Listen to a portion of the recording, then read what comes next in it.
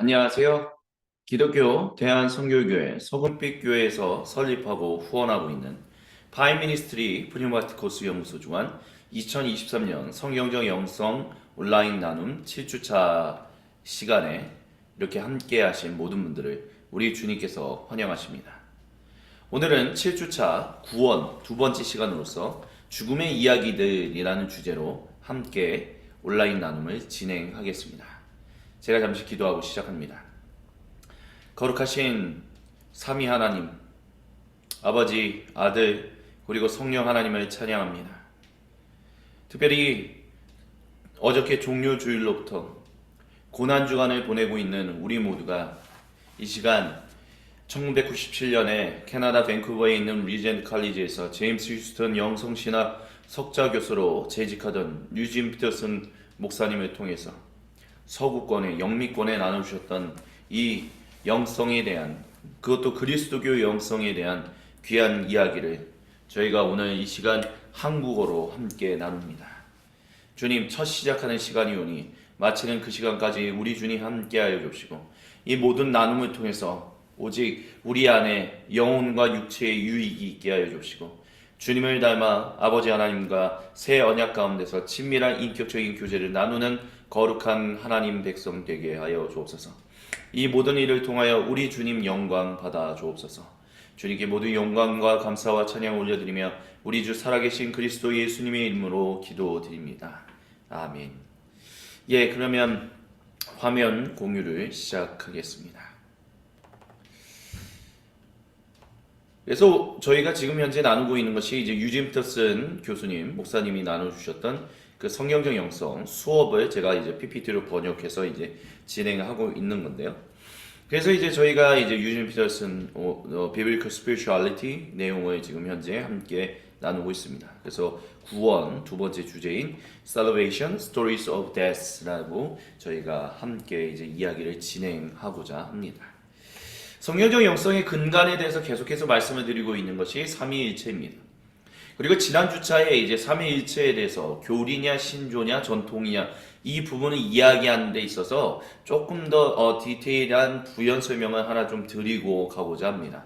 그것은 무엇이냐면, 그러니까 삼위일체라는 것은 교리다라는 것이죠. 근데 그게 경륜적 삼위일체냐 또는 내재적 삼위일체냐라는 측면으로 갈 때는 그것이 조금 더 어떤 교리라는 부분을 벗어나 신조적인 측면들이 있다라는 것을 말씀을 드렸어요.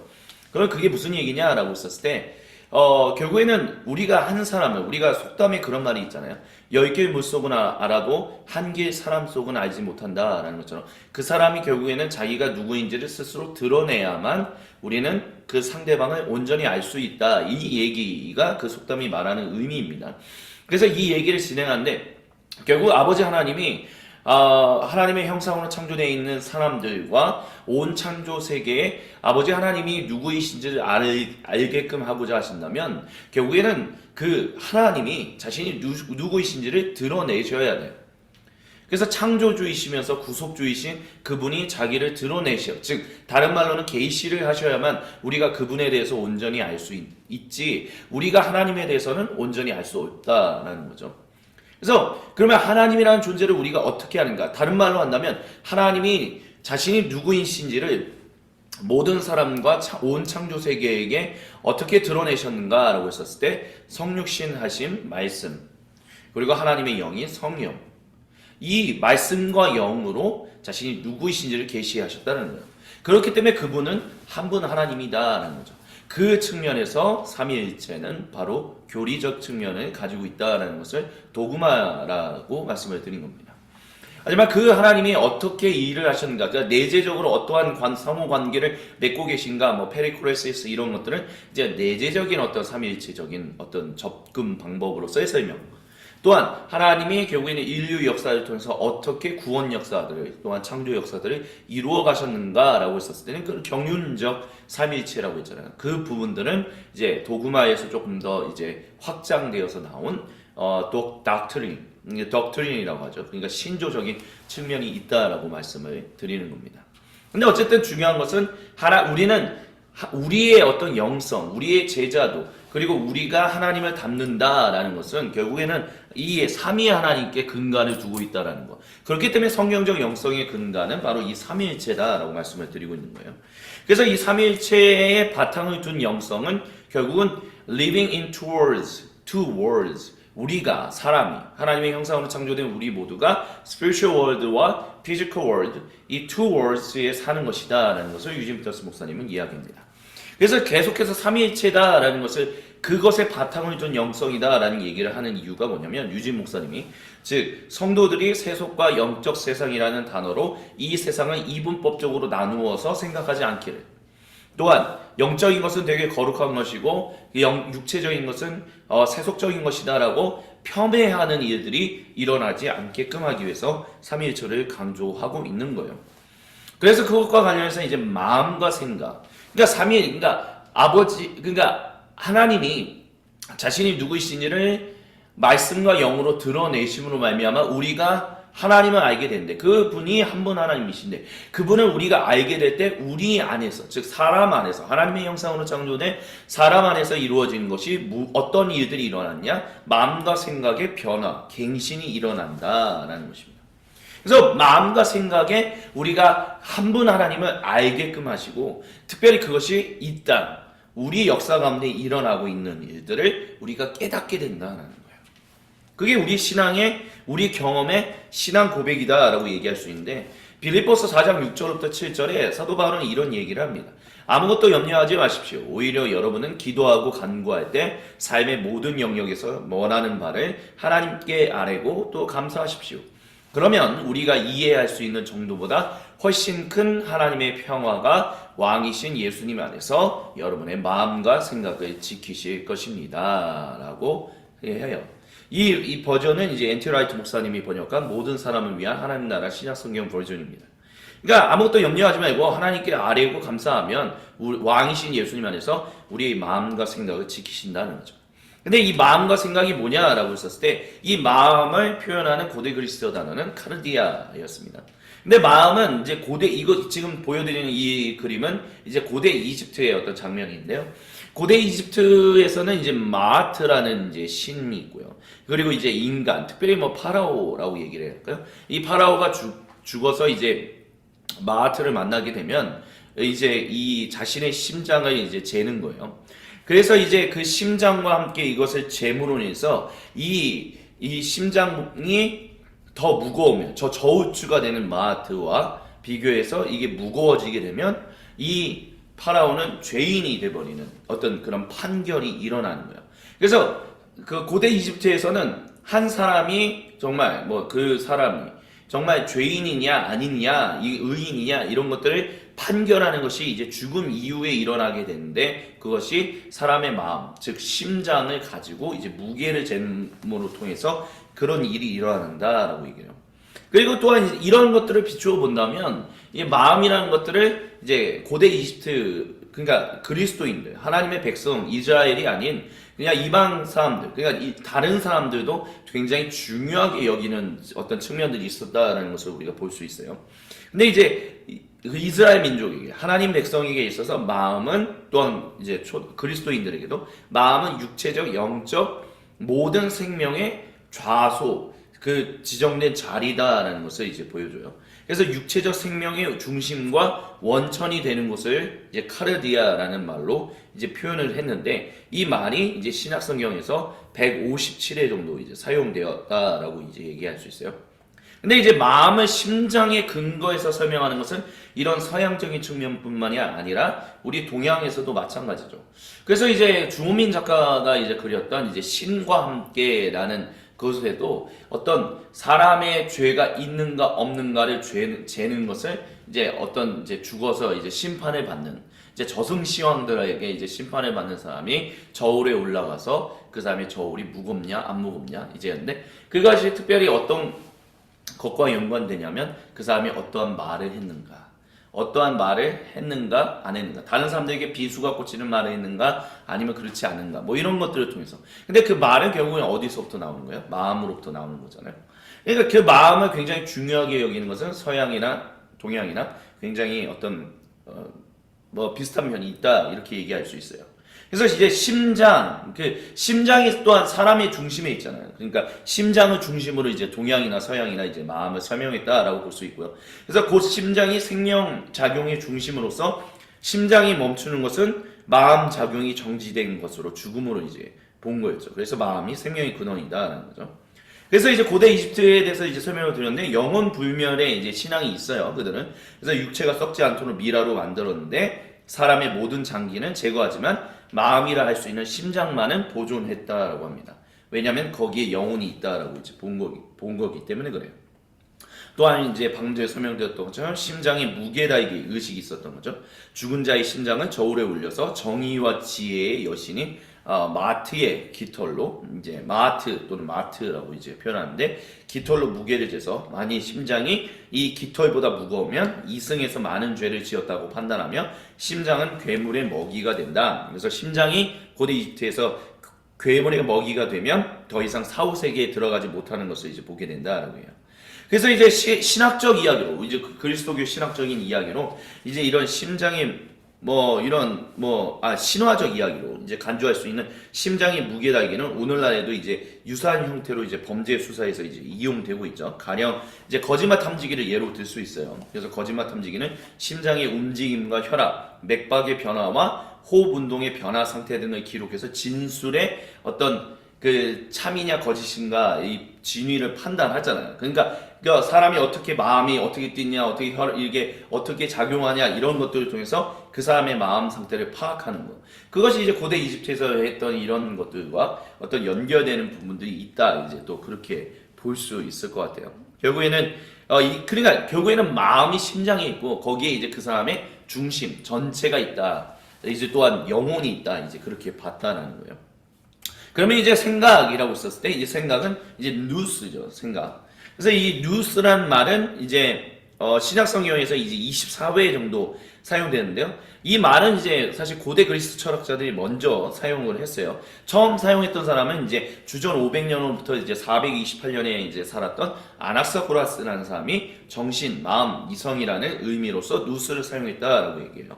그래서 이 사실 고대 그리스 철학은 굉장히 자연 철학적인 어떤 그런 것들을 이제 발달시켰는데 이것에 대한 것이 이제 인간에 대한 관심으로 넘어오면서 이제 사람에 대해서 이성, 어떤 판단 뭐 이런 것들을 누스라는 것을 통해서 이제 표현한 거예요. 그래서 이제 그 전에 이제 살았던 고대 그리스 철학자 중에 한 사람인 엠페도클레스라는 사람이 물, 불, 흙, 공기라는 4원소를 이제 진료의 기본 원소로 이제 본 반면에 이 뉴스란 말을 처음으로 사용했던 아나사고라스는 진료는 수많은 원소들이 있고 그 진료의 그 진료들을 모아서 비로소 어떤 사람이나 뭐 이성이나 이런 모든 것들을 생명체를 발현시키는 데 있어서 중요한 역할은 비물질적인 이제 실체로부터 오는데 그 실체를 이제 누스라고 이제 생각한 거예요. 그렇기 때문에 이 사람은 처음으로 인간이 가진 아낙사고라스라는 이 철학자는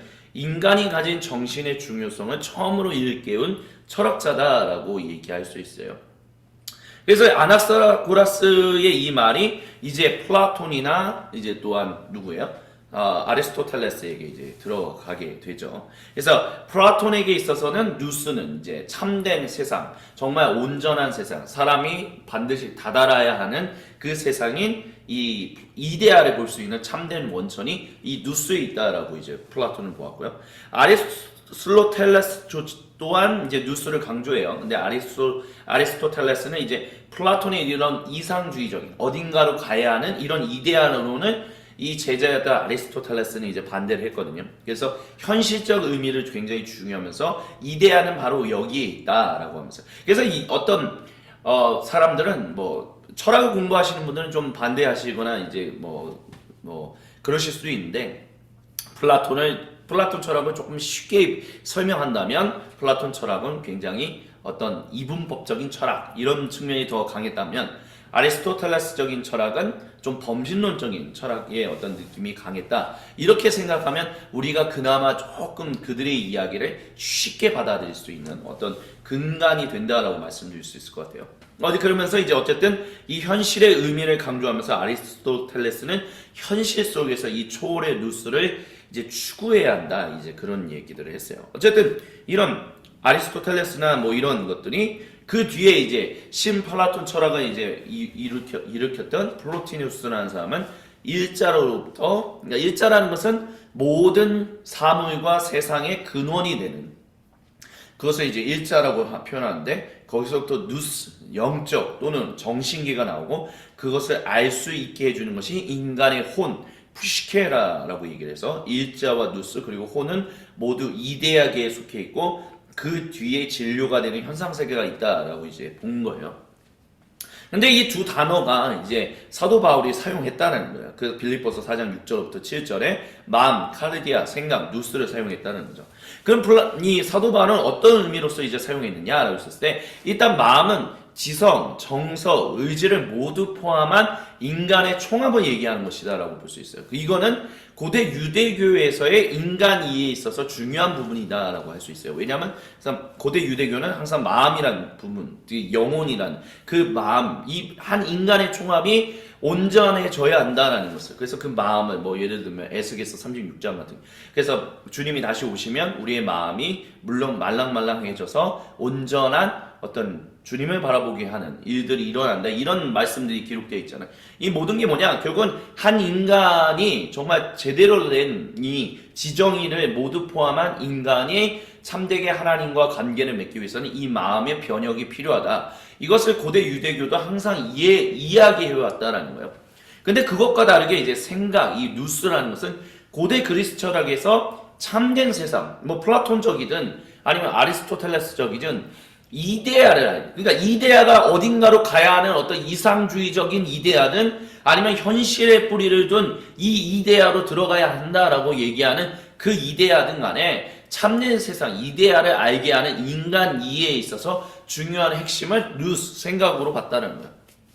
그렇기 때문에 빌립보서 4장 6절부터 7절에 나오는 이 생각과 마음을 지키시리라 우리 주님이라는 것은 사도 바울이 고대 유대인 출신이잖아요. 유대인으로서 고대 유대교적인 인간 이해와 그리스 철학의 인간 이해를 총합하는 어떤 작업을 시도했다라고 볼 수 있다라는 거죠. 하지만 이제 우리가 기억해야 할 것은 카르디아나 누스는 어쨌든 그때 당시에, 그러니까 주 1세기 당시에 사실 마음을 뜻하는 이제 또 다른 단어인 레브, 정신을 뜻하는 로고스 등과 비교했을 때 주 1세기 당시에는 그렇게 많이 사용되는 단어는 아니었다라는 것을 기억해야 돼요.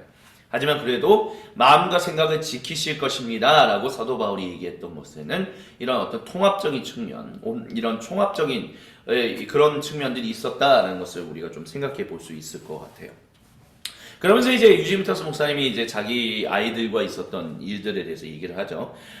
유진 교수님이 이제 가족들과 있었던 일을 하는 얘기는 왜 그러냐면, 이 수업을 듣는 모든 사람들이 단순히 그리스도교 지식을 쌓아가는 것이 아니라 그들 삶의 현장에서 함께 하시며 일하고 계시는, 그러니까 spiritual world, 영적 세계와 physical world, 육체 세계가 이제 같이 겹쳐져 있다는 거죠. 포개져 있다는 거죠. 그곳에서 일하고 계신 삼위 하나님과 깊은 인격적인 교제를 나누기 원하기 때문에 이 일을 하고 있다라고 이제 얘기를 하는 거죠. 그래서 어떤 일이 무슨 뭐에 대해서 얘기를 했냐, 자녀들과 어렸을 때부터 이제 자녀들 왜 그런 거 있잖아요. 우리나라에도 이제 유치원이나 어린이집 보내면 이제 그 숲 체험이라고 해서 숲에 가가지고 이제 꽃이 뭐가 있고 뭐 이런 것들, 봄에 피는 꽃, 여름에 피는, 가을에 피는 꽃들이 뭐가 있는가 막 이런 것들 보면서 이제 그 숲 체험을 가기 전에 사진을 통해서 먼저 이제 그것을 익히게 해주고 거기에 가서 찾아보게 하고 이런 일들을 많이 하는데, 유진 피터스 목사님도 자녀들이 어렸을 때 이런 일들을 했다라는 거예요. 그래서 자녀들을 데리고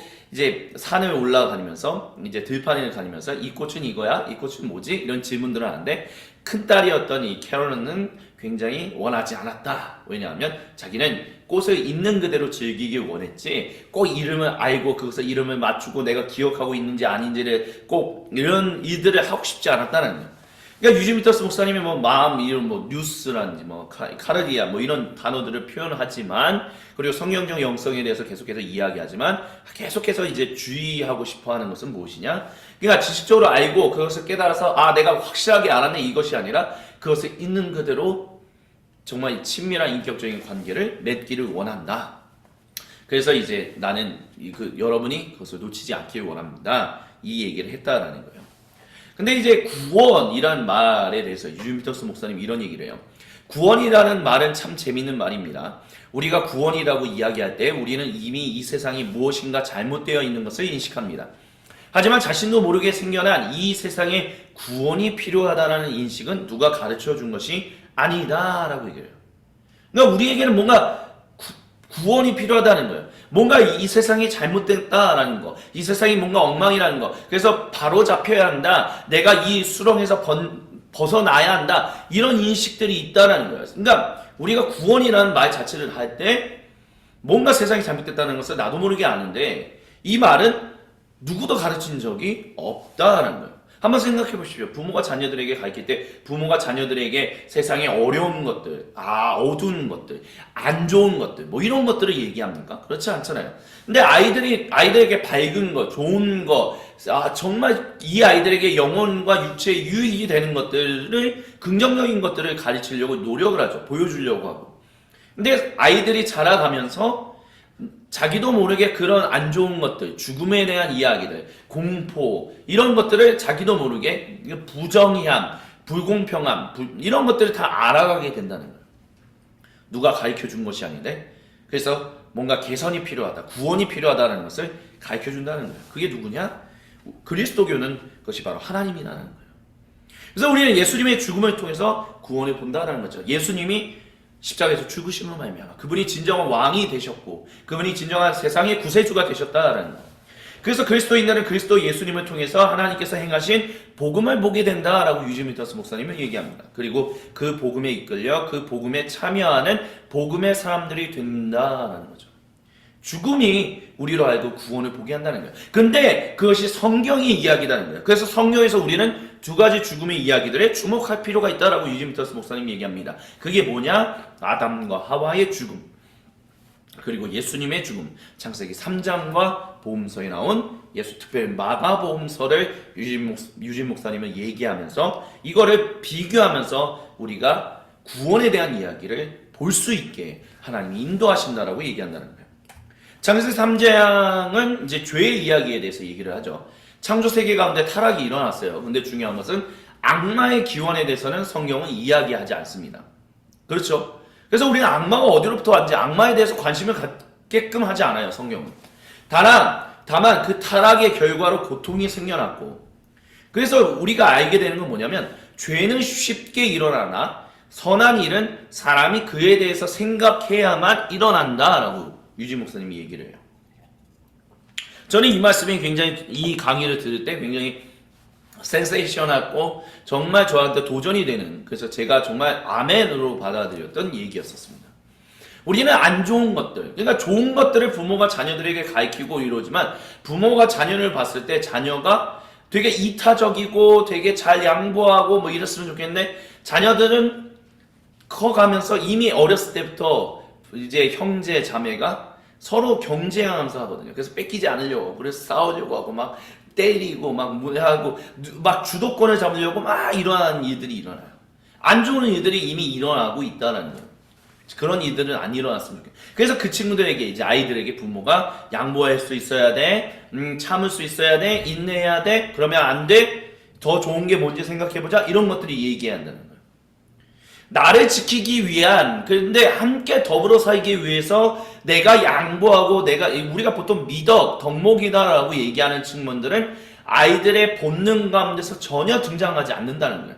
가르쳐 줘야만 그 일들이 일어난다는 거예요. 그런 것처럼 죄는 우리가 그렇게 생각하지 않아도, 인식하지 않아도 우리는 자연스럽게 그렇게 안 좋은 일들을 행하면서 살아가게 되는데, 그와 반대로 선하다, 좋다, 이것은 반드시 이루어져야 하는 일이다 라고 얘기하는 것들은 그것을 반드시 기억해야만 일어난다는 거예요. 그것이 창세기 3장이 우리에게 얘기해주고 있다는 것입니다. 그래서 창세기 3장의 구조가 뭡니까? 첫 번째는 범죄가 일어납니다. 그러면서 유진 피터스 목사님은 죄는 무엇인가에 대해서 이렇게 얘기합니다. 사람들이 저지른 죄는 하나님과 같이 될 것이라는 욕구로부터 나오는 모든 결과들입니다. 그리스도교가 말하는 죄의 정의는 사람이 하나님같이 되고자 하는 것입니다. 반대로 유혹 그 자체는 나쁜 것이 아닙니다. 왜냐하면 선한 것을 행하라고 하는 유혹도 있기 때문입니다. 문제는 남성과 여성 모두 그 유혹에 대답하여 선악을 알게 하는 나무 열매를 먹었다는 것에 있습니다. 그러니까 유혹은 그 자체로 나쁜 게 아니라는 거예요. 왜냐하면 선한 유혹. 우리로 하여금 선하게 살아야 돼, 양보하며 살아가야 돼, 덕목을 이루면서 살아가야 돼 라고 하는 그런 뭐라고 할까요? 권면. 근데 유혹이잖아요. 그렇게 하면 더 좋은 일이 있어. 그것도 어떤 측면에서 유혹이라는 거예요. 그러니까 유혹은 좋은 측면도 있고 좋지 않은 측면도 있는데 결국에는 그 유혹에 대답해서 선악을 알게 하는 나무 열매를 먹었고 그들의 마음 가운데는 어떤 것이 있었냐? 하나님과 같이 되고자 하는 욕망이 있었다라는 거예요. 그것으로 인하여 이 세상에 일어난 게 뭐예요? 죄, 죄책, 그리고 부패라는 거죠. 죄는 desire, transgression, 죄책이라고 얘기하는 것은 그것으로 인한 result, 그리고 그것으로 인해서 결국에는 또한 우리가 바라봐야 할 것은 iniquity, motive라는 거죠. 죄는 하마르티아, 고대 그리스어로는 하마르티아라고 얘기합니다. 그리고 죄책은 파라바시스라는 말을 고대 그리스어 단어를 사용하고요. 부패라는 iniquity는 이제 포네리아라는 단어를 사용합니다. 그래서 악마의 유혹, 그것을 먹고 싶은 욕망을 따라 열매를 먹은 남성과 여성이 그로 인해서, 그러니까 욕망이 있었던 거죠. 욕구가 있었다는 거예요. 그 욕구가 죄라는 거예요. 그게 하마르티아, 관역을 벗어났다라는 거죠. 그것으로 인하여 과일을 먹게 됨으로 인해서 벌어진 결과, 죄책이 뭐예요? 트랜스그레션이 뭐예요? 자신들이 벗은 것을 알게 되고 부끄러워하며 나뭇잎으로 몸을 가리고 하나님으로부터 숨었다라는 것이 죄책이라는 거예요.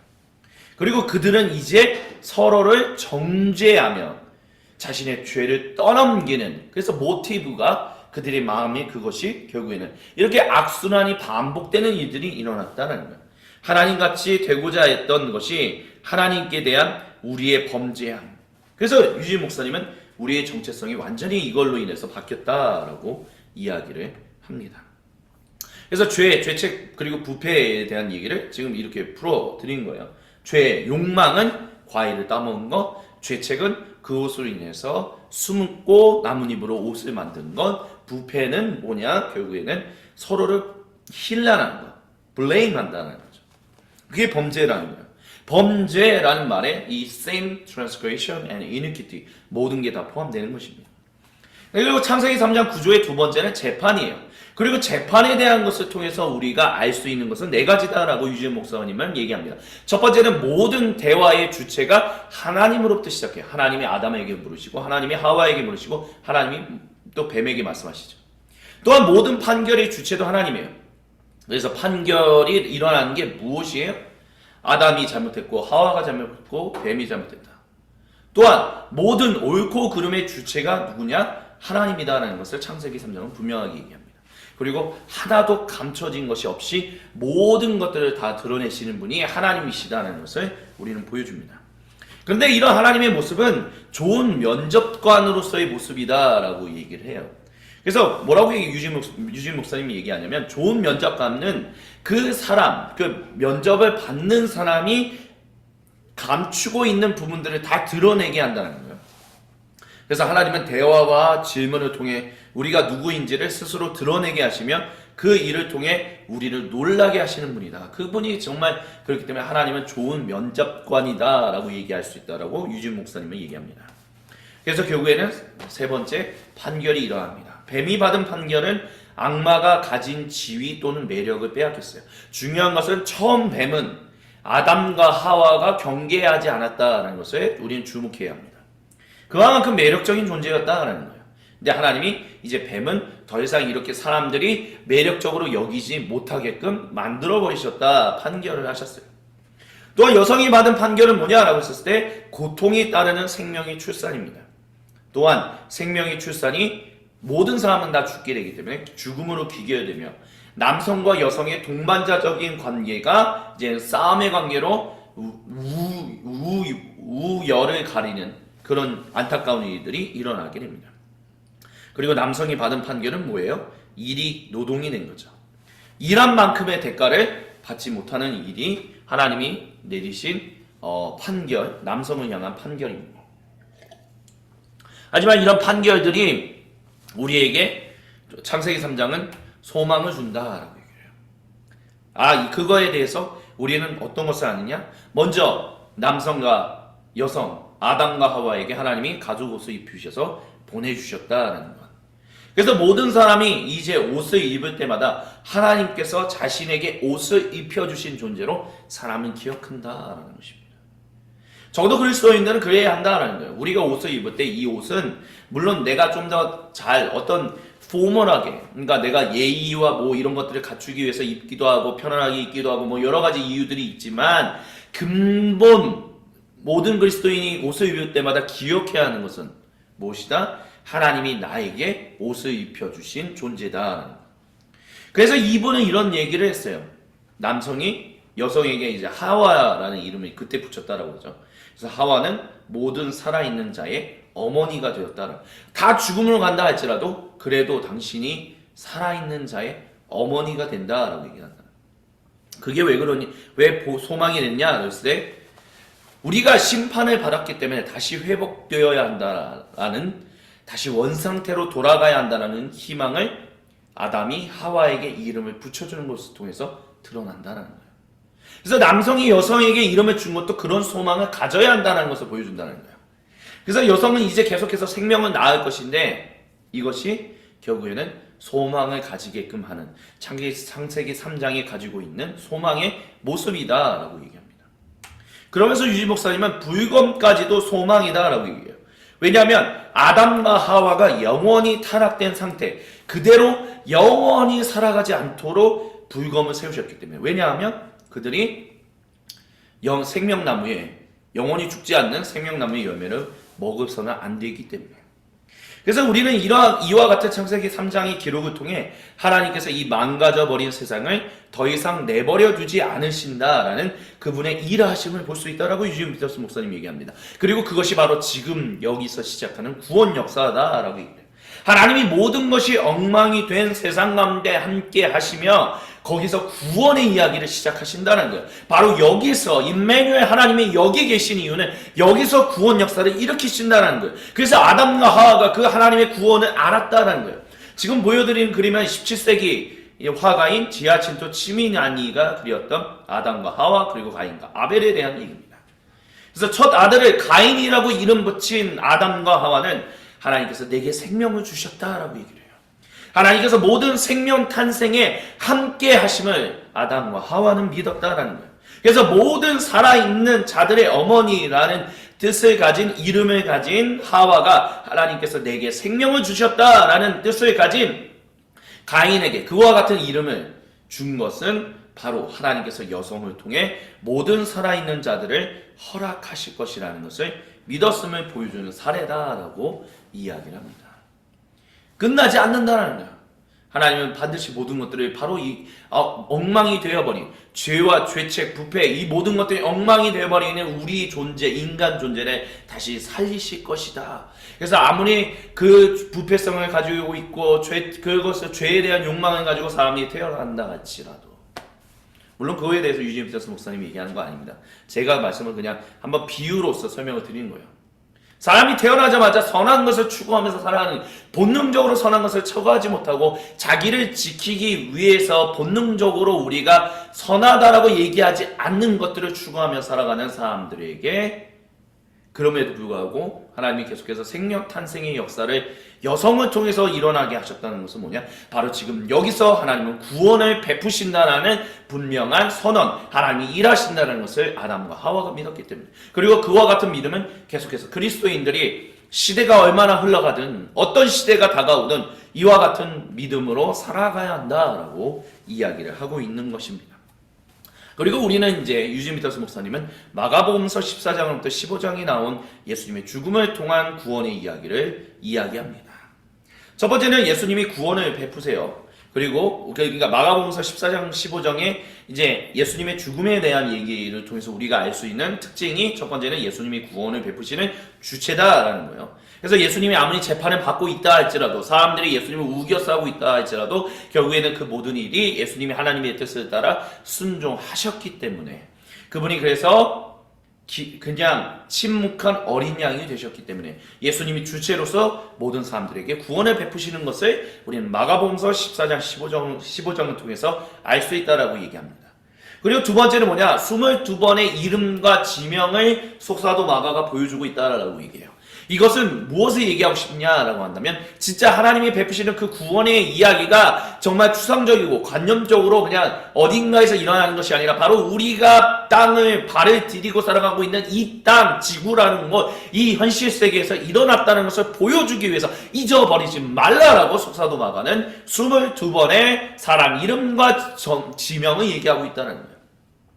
그리고 세 번째 특징은 뭐냐라고 했었을 때 탁월한 구조를 통해서, 그러니까 구조를 가지고 있다는 거예요. 이 스트럭처를 가지고 있다는 거예요.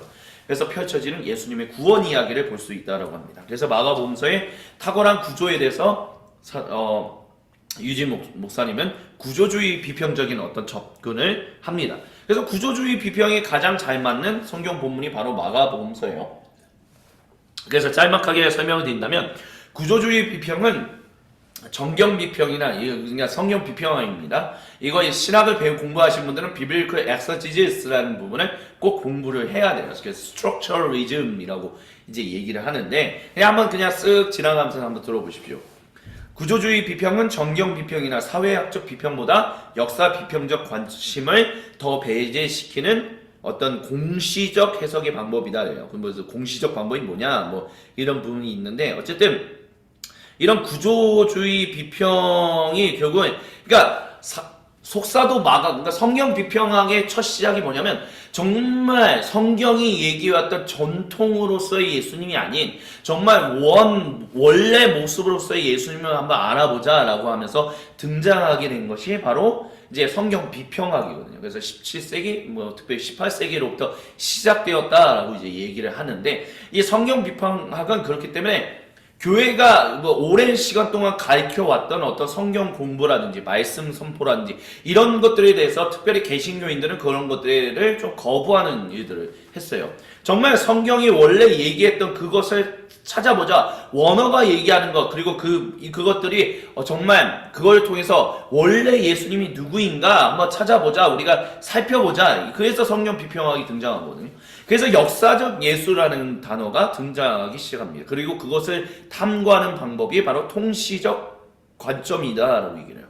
그러니까 그때 당시에 사람들이 살았고 그때 당시에 주 1세기에 예수님이 어떠한 일을 했었는가 이런 것들을 정말 알아보자. 신앙의 그리스도가 아닌 역사적 예수를 알자. 이런 교회가 고백해온 예수님이 아닌 원래 원 예수님을 한번 찾아보자라고 하면서 등장한 게 이제 통시적인 관점으로서의 이제 성경 비평학이다라는 거예요. 근데 그렇게 하다 보니까 교회가 얘기해오던 그리고 우리가 보통 믿음으로 고백하는 예수님은 구세주이십니다라는 얘기들을 정말 그거는 신앙의 그리스도인이지 예수님은 원래 구세주로서의 역할을 하고자 하셨던 게 아니야. 예수님은 다른 일들을 하려고 했어. 그래서 어떤 사람은 혁명가, 어떤 사람은 무슨 세상의 어떤 종말을 만들어내기 위해서 이제 자신을 내던진 어떤 희생, 순교자, 이런 식으로 이제 표현하기 시작한 거예요. 그러다 보니까 이제 교회에서 신앙생활을 하고 있는 분들이 이런 통시적 구조로서의 성경 해석에 대해서 그게 결국에 우리가 예수님은 구세주 왕이시다라고 고백하는 것과 너무 거리가 있는 거 아니냐. 그래서 거부하는 일들이 일어나는 거예요. 그래서 이거에 대해서 얘기하는 게 이제 자유주의적인, 통시적인 어떤 역사적 예수님을 알아보자라고 얘기했던 것이 어떤 자유주의 운동으로 이제 하면서 그것에 대해서 반대급수로 나온 게 근본주의다라고 얘기하는 것이 이제 등장하는 거죠. 우리의 신앙은 교회가 항상 전달해왔던 그 믿음이다라는 거예요. 근데 이제 그러다 보니까 이런 통시적인 구조로서의 어떤 역사적 예수님에 대한 발견, 그것에 대한 거기서부터 얻는 베네핏들이 있었거든요. 좋은 점들이 있었거든요. 유익이 있었거든요. 우리가 예수님을 이해하는 데 있어서, 우리가 예수님을 바라보는 데 있어서 우리가 더 구원이라는 것이 무엇인가에 대해서 이런 역사적 예수님 연구라는 것이 우리에게 던져준 중요한 어떤 유익함들이 있었는데 이런 뭐라고 할까요? 이 근본주의적인 어떤 접근은 이것을 아예 차단시켜버리니까 이 유익을 전혀 끌어당기지 못하는 거예요. 그러면서 이제 등장하는 것이 무엇이냐면 이런 이들의 어떤 통시적인 관점, 성경 연구를 통해서 비평을 통해서 발견된 유익들을 이제 너무 근본적으로 아예 잘라서 거부하는 것이 아니라 이것을 우리가 우리의 믿음 가운데서 고백하는 그 신앙의 그리스도, 이런 고백 가운데서 우리가 그러니까 그런 신앙의 그리스도다라고 고백하는 그 구조 가운데서 그러니까 그런 믿음 가운데서 성경을 읽는 그게 있잖아요. 이걸 어떻게 잘 조화를 시킬 수 있을까? 라고 하면서 등장하는 것이 이제 공식적 성경 읽기, 성경 비평이다라는 거예요. 그러면서 이제 등장하는 게 이런 구조주의 비평이다라고 이제 얘기하는 거예요. 그래서 구조주의 비평은 옛날에 뭐 속사도마가 몇 년부터 몇 년에 언제 기록했고 어떻게 기록했고 이게 어떻게 사본으로 어떻게 바뀌었고 이런 것들에 대해서 집중하지 말고 그냥 우리가 현재 가지고 있는 성경, 지금 66권의 이 성경이 이 본문의 내부적 구조가 어떻게 되어 있는가 이런 것들에만 우리가 좀 탐구하자 해서 순수한 연구로 의미를 산출하려고 하는, 그래서 이제 역사적인 어떤 그런 것들을 별로 그렇게 중요하게 여기지 않으려고 하는 이제 시도가 공시적인 어떤 성경 연구 비평학이라는 거예요. 그래서 본문의 구조 분석에 따라서 다양한 의미를 산출할 수 있다라고 보는 것이 본문에서 암시되는 다양한 의미들을 보다 광범위하게 이해하기 때문에 긍정적이다, 이렇게 하는 거예요. 그래서 이런 구조주의적인 비평으로 우리가 마가복음서를 보면 어떤 일들이 일어나냐라고 했었을 때 일단 구조를 먼저 살펴보자라고 얘기를 해요.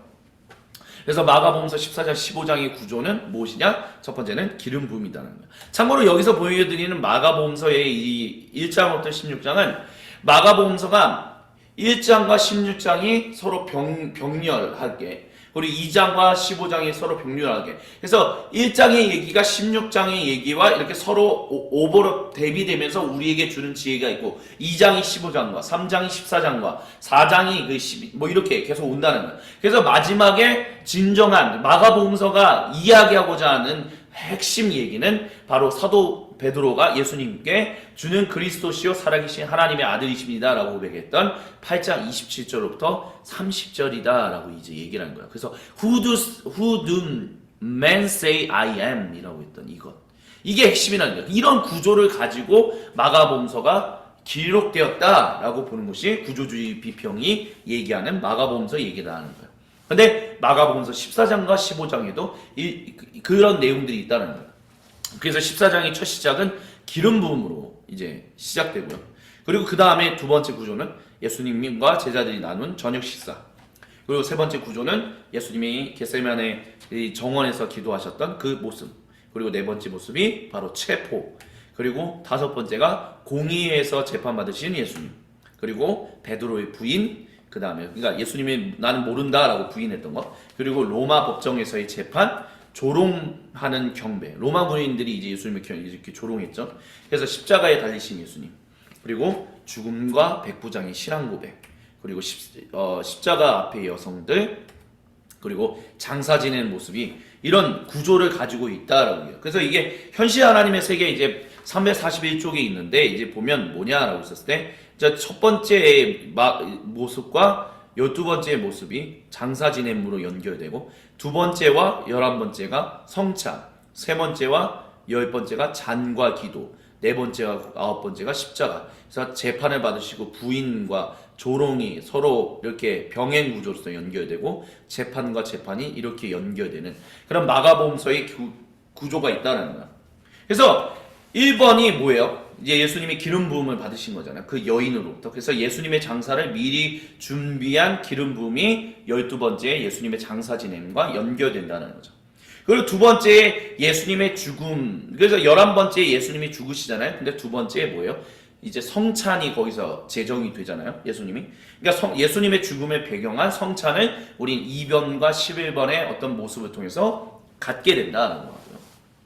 또한 3번과 10번을 통해서 우리는 예수님의 기도에 대해서 우리는 알게 되고, 또한 네 번째와 9번째 모습을 통해서 예수님을 배반한 남성과 예수님을 도운 남성을 대조하는 모습을 또한 구조를 보게 된다라고요. 그리고 네 번째, 그래서 이제 속사도 마가가 제시한 이 12개의 사건은 긴밀하게 연결되어서 사람들로 하여금 그 사건을 잊어버리지 않게끔 돕는 어떤 구조를 가지고 있다라고 이제 유지미터스 목사님이 얘기하는 거예요. 그 또한 그래서 이제 또한 창세기 3장과 마가복음서 14장으로부터 15장은 또한 주제로서 병행 구조를 가진다라고 해요. 첫 번째 실패인데 아담과 하와도 실패했고 하나님께 실패했고 예수님도 어떻게 보면 겉으로 보면 구세주로서의 역할을 실패하는 모습을 보게 돼요.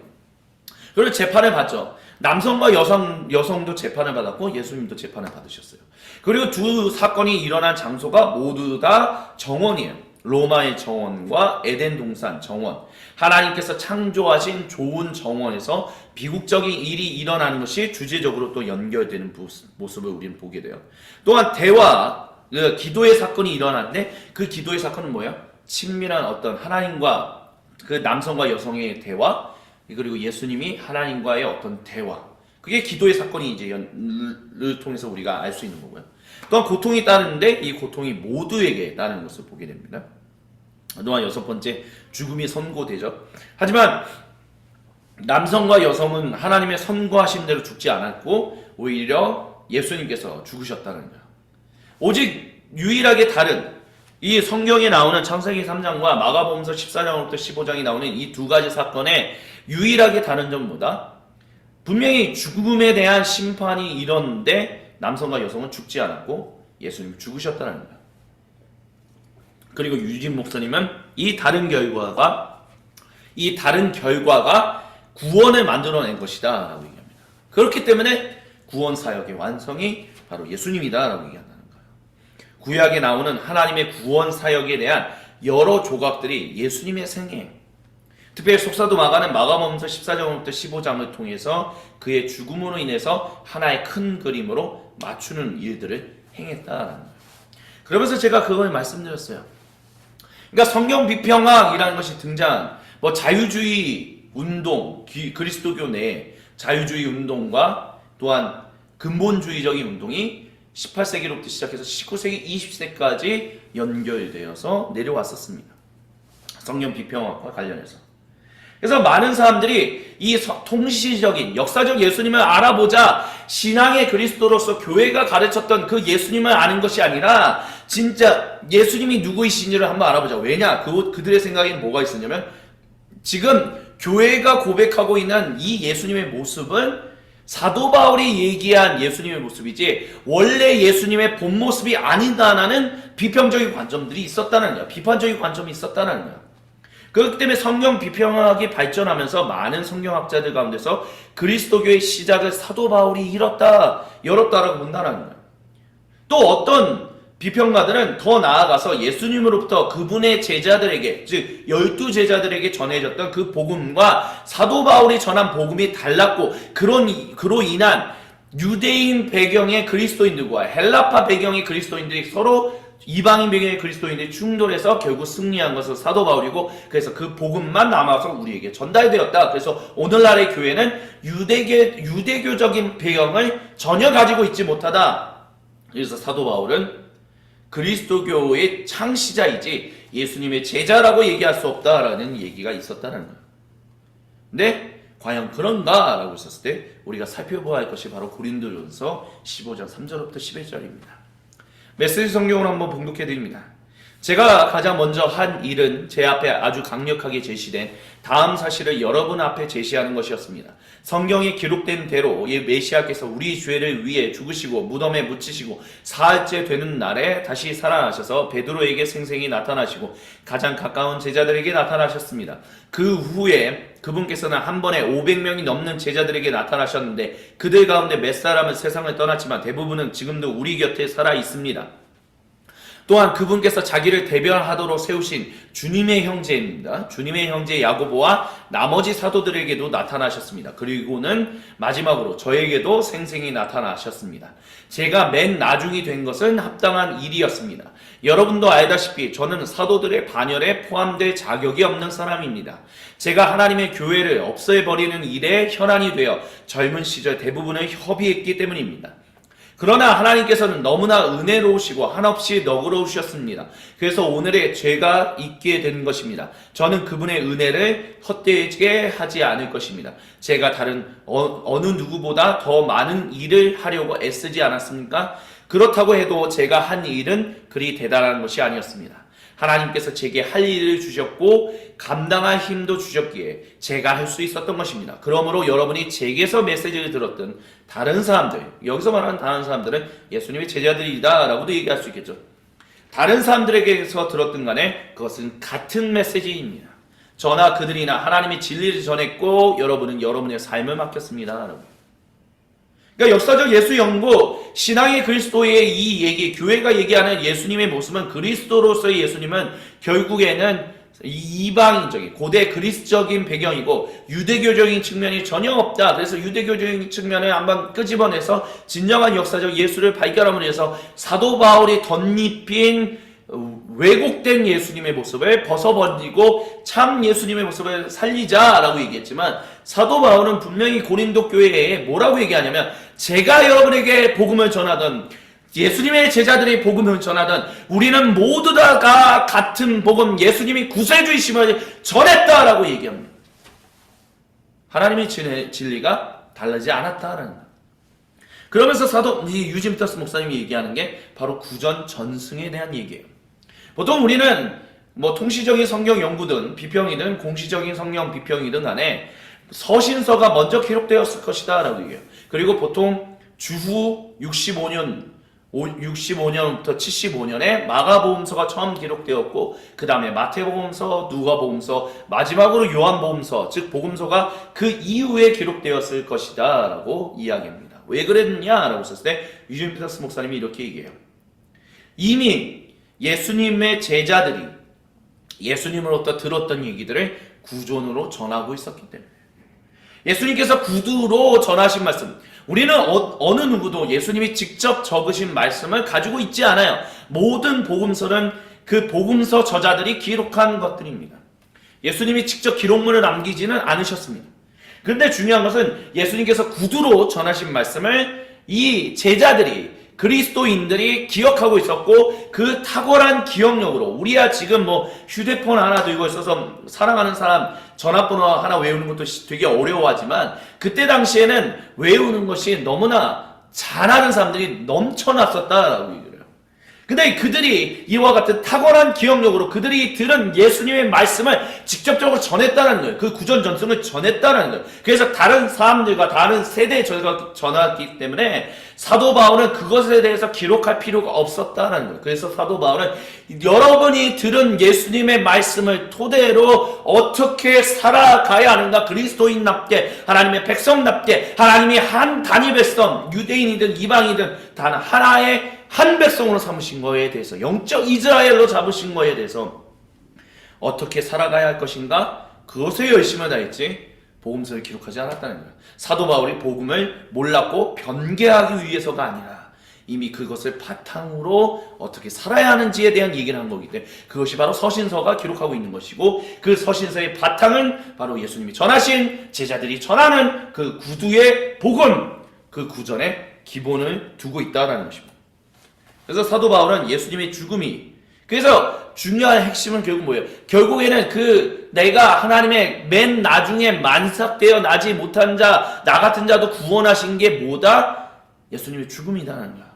그래서 사도 바울에게 있어서는 예수님의 죽음이 자신뿐만이 아니라 주 1세기 그리스도인 어느 누구라도 하나님께서 어떤 신호를 주시는지, 즉 어떻게 살아가야 하는지에 대해서 전하고자 노력했다는 거예요. 그래서 사도 바울이 중요하게 여겼던 예수님의 생애, 나머지는 다 구두로 전해지지만 우리가 그리스도인답게 살아가는 데 있어서 특별히 유대인 출신의 그리스도인들과 이방인 비유대인 출신의 그리스도인들이 함께 더불어 한 백성으로 살아가야 하는데, 그러면 어떻게 맞춰가면서 살아가야 하느냐, 왜 그렇게 살아가야 하느냐, 그것을 전하기 위해서는 사도 바울이 그것을 왜 그렇게 살아야 하느냐라고 강조하고 설득하고 권면할 때 전했던 예수님의 생애가 바로 이 세 가지가 중요한 핵심이었기 때문에 이 세 가지만 얘기했다는 거예요. 바로 예수님의 나심, 예수님의 죽으심, 그리고 예수님의 부활이다라는 거예요. 그래서 유진 교수님은 성도들이 사도 바울에게 중요했던 이 예수님의 중요 사건들을 붙들고 살아가기를 바라는 마음에 또한 이 수업을 열었다라고 얘기합니다. 그래서 사도 바울은 온 인류의 대표로서 예수님이 대속제물이 되셨다라고 얘기하죠. 근데 이 대속제물에 대한 것은 유대인, 그 고대 유대교가 가지고 있었던 그 바탕 위에서 얘기하는 거예요. 어떤 사람들은 예수님이 누구를 위하여 대신 죽었는가 라는 것이 과연 의미가 있는가 질문하기도 합니다. 왜냐하면 자신이 죄인이라고 인식하지 않았던 사람들이 누가 자신을 위해 대신 처벌받았다라는 것으로부터 무슨 의미를 찾을 수 있겠냐라고 이제 질문한다는 거죠. 그렇기 때문에 우리가 먼저 기억해야 하는 것은 나와 모든 사람들 그리고 온 세계 그 모두가 다 동일하게 같은 문제를 가지고 있었다는 것을 인식하는 게 필요해요. 그렇기 때문에 그것을 위해서 예수님이 온 인류의 대표로서 대속제물이 되셨다라고 얘기했다는 거예요. 그래서 모든 이들이 예수님의 대신해서 처벌받으셨고 우린 구속되었다라는 것을 참되게 믿음으로써 고백할 수 있도록 사도 바울은 이 세 가지의 생애를 특별히 더 많이 강조했다는 것입니다. 그래서 그것을 통해서 우리가 잘 기록되어 있는 것이 바로 로마서 5장 3절부터 4절입니다. 온갖 고통에 포위되어 있을 때에도 우리는 소리 높여 찬양하기를 멈추지 않습니다. 고통이 우리 안에 열정 어린 인내를 길러주고 그 인내가 쇠를 연마하듯 우리 인격을 단련시켜주며 우리로 하여금 하나님께서 장차 행하실 모든 일에 대해 늘 깨어있게 해준다라는 것을 우리가 알기 때문입니다. 이 같은 희망 속에 늘 깨어있을 때 우리는 결코 실망하는 법이 없습니다. 중요한 핵심은요, 고통 속에 우리는 희망을 발견하고 그 희망이 바로 하나님이 주시는 것이다 라는 것을 발견할 수 있게 되기 때문에 사도 바울은 고통에 포위되어 있을 때에도 소리 높여 찬양하는 것을 멈추지 않는다라고 해요. 고통이 우리 안에 열정 어린 인내를 길러주기 때문에 그래서 그것을 통해서 우리 인격이 단련되고 우리의 마음과 생각이 지켜지게끔 하나님이 하시고 그래서 하나님이 모든 일에 대해서 늘 함께 하신다는 것을 우리가 알게끔 하시기 때문에 우리는 그 고통을 통해서 이 모든 것들을 알게 된다는 거예요. 그래서 고통 앞에 우리가 그리스도인들이 가져야 할 과업은 뭐다? Suffering is a collective to point out a lesson which by other means we have failed to grasp, but and never can it be eradicated until the lesson is learned. 이건 사도 바울은 이제 유진 목사님이 한 얘기는 아니고 에드워드 바흐라는 분이 이제 얘기한 것을 좀 찾은 거예요. 고통이라는 게 뭐냐라고 했을 때 우리에게 레슨이 된다라는 것입니다. 고통이 있을 때, 죽음이라는 것이 있을 때 무엇인가 우리는 잘못됐다는 것을 깨닫고 그 가운데서 우리는 개선되어야 하고 구원받아야 한다는. 근데 그것을 개선하고 구원받는 것을 과연 누가 하시는가? 그걸 통해서 우리는 오늘 여기서 구원을 베푸시는 임마누엘 하나님을 발견하게 된다는 것입니다. 우리는 하나님께서 어떻게 죄와 악을 해결하고 계신지를 알며 그분께서 행하시는 일에 우리가 어떻게 참여할 것인지를 이 고통을 통해서 배운다 그래요. 그리고 그것은 그리스도인들이 문제를 만드는 가운데서도 발견하게 됩니다. 십자군 전쟁, 그리스도인들에게 있어서 가장 수치스러운 전쟁입니다. 제가 말씀드리는 십자군 전쟁은 1차, 2차는 빼고 말씀드리는 거예요.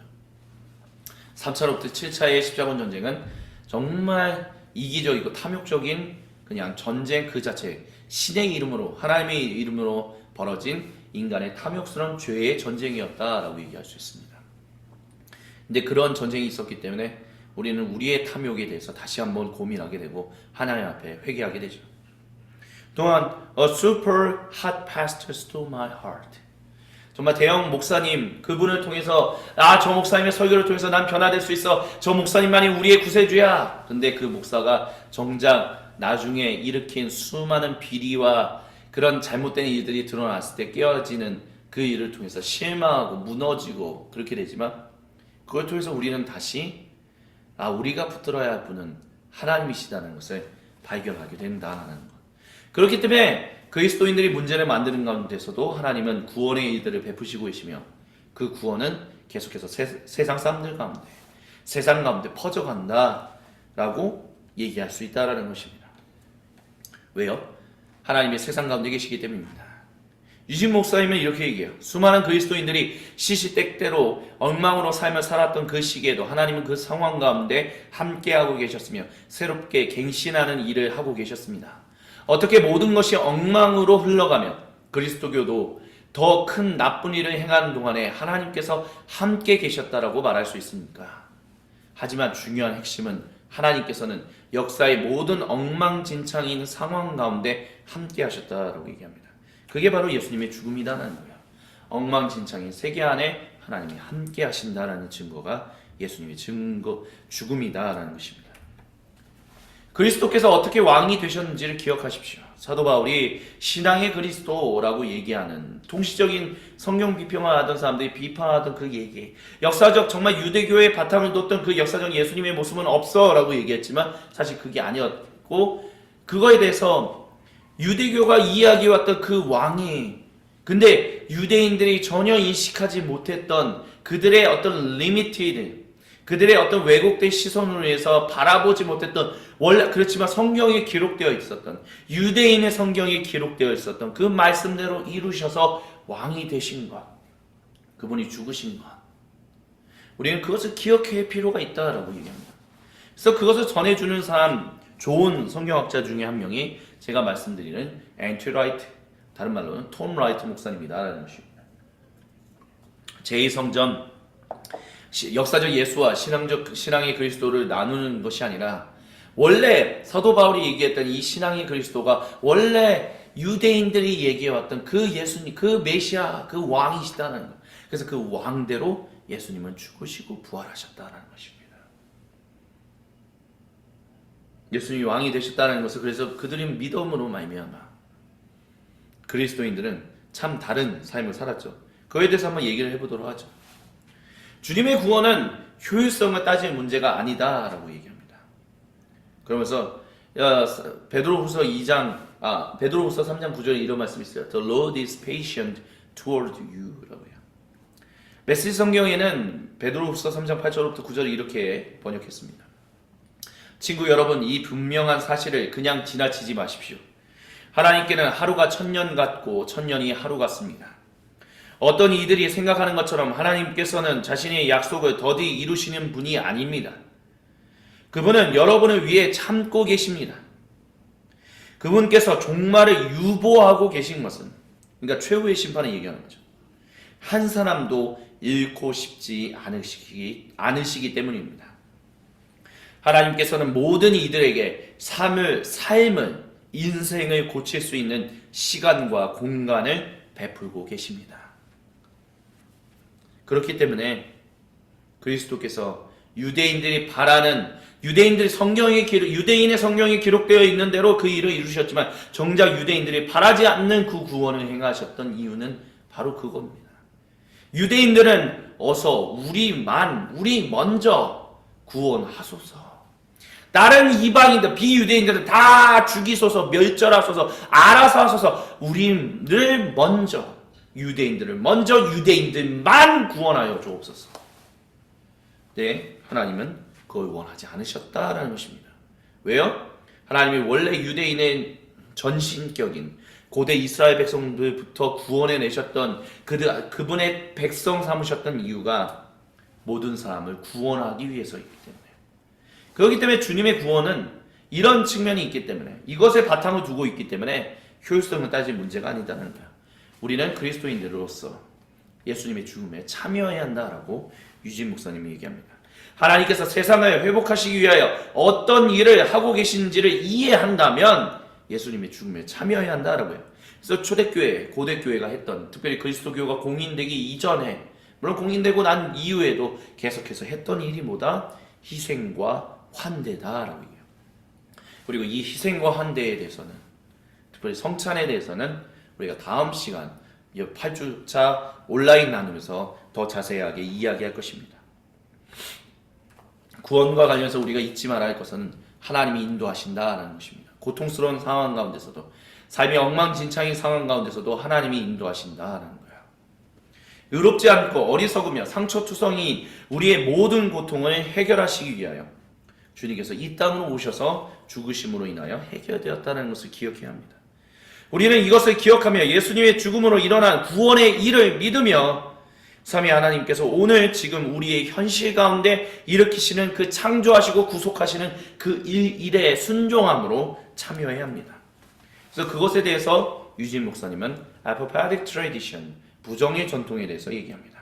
우리가 예수님의 죽음을 기억한다라는 것은 바로 그리스도교가 가진 부정의 전통을 따라가는 것이다 라고 유진 목사님 얘기합니다.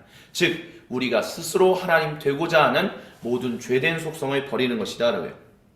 그래서 이것을 거룩한 등정하는, 하나님 이 땅은 없다 하나님께로 가까이 가는 그 사다리를 타는 야곱의 사다리, 아마 저 예전에 보여드렸던 그림 기억나실 겁니다. 그것을 타는 것이다. 부정의 전통을 따라가야 한다라고요. 고통의 순간에 겪는 우리의 감정과 그것을 해결하고자 하는 우리의 의지가 자칫 우리 스스로 하나님 되고자 하는 죄된 속성으로 왜곡될 수 있음을 기억하는 것이 부정의 전통을 따라가는 것이다 라는 거예요. 그럼 이런 질문을 할 수도 있죠. 아무것도 하지 말라는 것인가? The real risk is doing nothing. 이런 말도 있지 않습니까? 근데 중요한 것은 아무것도 하지 말라는 것이 아니라 주님을 바라보고자 하는, 우리가 주님을 바라봐야 하는 것, 스스로 하나님 되고자 하는 그 모든 것들을 내려놓고 선한 것을 추구하는, 좋은 것을 추구하는 그 전통을 따라간다는 거예요. 부정의 전통은 아무것도 하지 말라는 것이 아니라 하나님을 따라가고자 하는 그 거룩한 욕망을 따라가는 것을 얘기하는 거예요. 그래서 우리는 이것을 위해서 무엇을 해야 하느냐라고 했었을 때 우리는 성찬을 기억해야 합니다. Do this in remembrance of me. 이것과 관련해서 주님이 주시는 two basic facts, 두 가지 사실은 뭐냐라고 했었을 때 that Jesus wants us to remember him and that we are prone to forget. 그게 뭐냐? 우리가 기억해야 하는 것은 과연 우리가 하나님께 진실로 기도하는가? 나는 정말 그 아픔의 순간에 수많은 사람들이 눈물을 흘리고 고통스러워하며 무너지는 그 현장에, 그리고 내 아픔의 현장에 아들 예수님의 함께 하심을 믿고 있는가? 이것을 기억하는 것이 바로 부정의 전통을 통해 우리가 하는 예수님의 죽음에 참여하는 것입니다. 그게 성찬에 참여하는 것이다 라는 거예요. 예수님을 기억하고, 그래서 우리는 그것을 통해서 우리가 겪었던 모든 고통을 주님이 잊어버리게 하신다는 것을, 그것을 다 회복시키시고 원상태로 돌리시는 것만이 아니라, 복구하시는 것만이 아니라 그것을 통해서 더 놀라운 일들을 행하신다는 것을, 이제 진짜 시작이 펼쳐질 것이라는 것을 기억하는 것, 그것을 기억하기 위해서 우리가 먼저 해야 할 것이 바로 부정의 전통을 따라가는 것이다 라는 것입니다. 예수님의 죽음은 우리가 이 세상의 모든 고통과 무너지는 일들에 대해서 해결하고자 애쓰는 주체가 우리가 자신이 아닌 바로 하나님이 이 모든 일의 주체다라는 것을 고백하는 거예요. 그래서 우리가 그 일에 참여하는 창조적인 조력자라는 것을 밝혀주는 역사적 현실, 이 예수님의 죽음에 모든 성도가 참여해야 한다라고 얘기합니다. 그래서 부정의 전통을 따르라라는 거죠. 부정의 전통을 걸어가는 건 내가 먼저 말하고자 내 감정을 먼저 세상에 표출하려고 하는 것이 아닌 하나님께 먼저 그 감정을 표출하며 하나님께서 행하시는 그 일에 순종으로 참여하는 삶을 살아내는 것이 바로 예수님의 죽음이 우리에게 주시는 가장 큰 의미이고 이유다라고 유진 목사님은 얘기합니다. 하나님이 먼저시다라는 것이죠. 그 부르심에 응답하도록 하나님이 지금 우리에게 전화하고 계십니다. God is calling you. 우리는 할 수 있는 거죠. decline 하든지 accept 하든지요. 이것으로 7주차 죽음의 이야기들과 관련한 모든 이야기를 함께 나누었습니다. 특별히 소금비교회 성도님들, 이번에는 저희가 부활절이 이제 돌아온 주일이기 때문에 따로 이야기를 나누진 않을 것입니다. 그렇기 때문에 따로 무엇을 한번 생각해 보십시오 라는 말씀도 드리지 않을 예정입니다. 하지만 한 가지만 기억하십시오. 예수님의 죽음이 우리에게 주는 의미는 우리가 지금까지 알고 있었던 것보다 훨씬 더 크고 어마어마하다라는 것을 말입니다. 그것에 참여했던 그 초대 그리스도인들이 희생과 환대를 통해서 참여했다라는 것, 성찬에 참여했다라는 것이 우리에게 던지는 도전과 유익과 은혜가 있음을, 그리고 권면이 있음을 우리는 믿습니다. 이것으로 2023년 성경적 영성 온라인 나눔 7주차를 마무리하겠습니다.